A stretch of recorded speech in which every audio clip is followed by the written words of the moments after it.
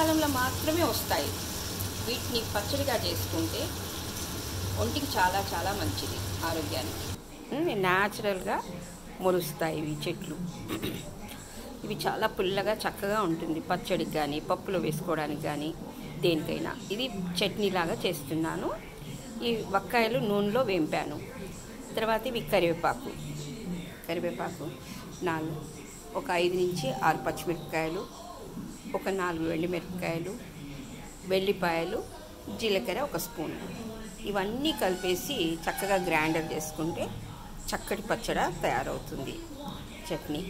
ఇది అన్నంలో కానీ దేంట్లో వేసుకున్నా బాగుంటుంది.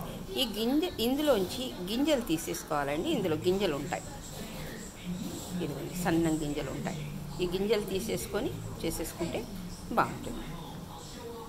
ముందుగా కరివేపాకు, పచ్చిమిరపకాయలు, ఎండుమిరపకాయలు, ఈ వెల్లిగడ్డలు అన్నీ వేసేసుకొని గ్రైండర్ చేసుకుంటే బాగుంటుంది. చూసారు కదండి, ఇది వక్కాయ పచ్చడి. ఇది పుల్లగా ఉంటుంది, సి విటమిన్ ఎక్కువగా ఉంటుంది, ఆరోగ్యరీత్యా చాలా చాలా మంచిది అన్ని విధాల. ఇది కొండ ప్రాంతాల్లో సహజ సిద్ధంగా పెరుగుతుంది.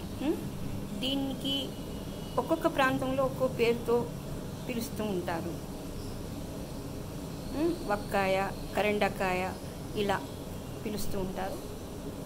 ఇది చాలా చాలా మంచిది ఒంటికి. ప్లస్ సీజనల్, వర్షాకాలంలో మాత్రమే దొరుకుతాయి. దొరికినప్పుడు మనము ఎక్కువగా తింటూ ఉంటే సరిపోతుంది.